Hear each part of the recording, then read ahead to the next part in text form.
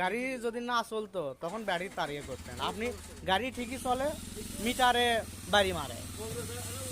এখন মিটারের ওয়ারিং এর সমস্যা আছে আপনার কথা অনুযায়ী।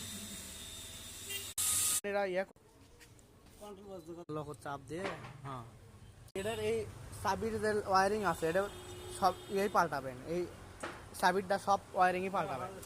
তাহলে ইয়ে করেন আপনি ওই নেগেটিভ পজিটিভ আছে এটি, ওই লাইনগুলো খুলে দেন, তাহলে সব খুলে ফেলান, তাহলে নতুন করে ওয়ারিং লাগে দেন।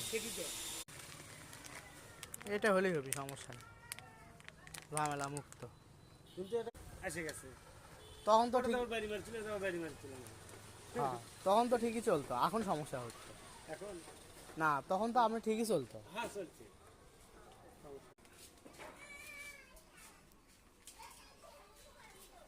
যারা প্র্যাকটিক্যালি কাজ শিখতে চান তারা যোগাযোগ করতে পারেন স্ক্রিনে দেওয়া নাম্বারে।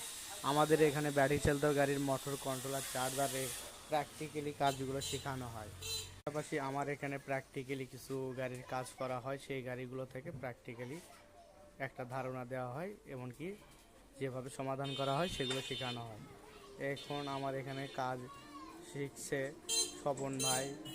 তো স্বপন ভাই কিন্তু নিজেই প্র্যাকটিক্যালি করতেছে, তাকে আমি বুঝিয়ে দিয়েছি, সে প্র্যাকটিস করতেছে।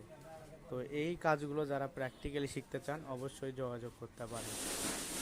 স্বপন ভাইয়ের থেকে কাজ করে নিচ্ছি, কারণ সে নিজে হাতে করলে তার একটা দক্ষতা তৈরি হবে, অভিজ্ঞতা হবে, আর এই অভিজ্ঞতাটা অন্যরকম একটা অভিজ্ঞতা হবে। অটো গাড়ির, অটো ব্যাটারি চালিত গাড়ির যে কোনো গাড়ি, সেটা হতে পারে ভ্যান, ইজি বাইক, মিশুক গাড়ি, যে কোনো ধরনের গাড়ির প্র্যাকটিক্যালি কাজ আমাদের কাছে শিখতে পারবেন। বাংলাদেশের মধ্যে একমাত্র ট্রেনিং সেন্টার আমাদের এখানে।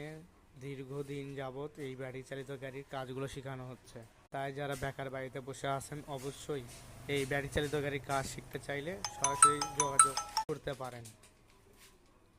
শুধু ব্যাটারি চালিত গাড়ি না, আমাদের এখানে ইলেকট্রনিক্সের যাবতীয় কাজগুলো শেখানো হয়।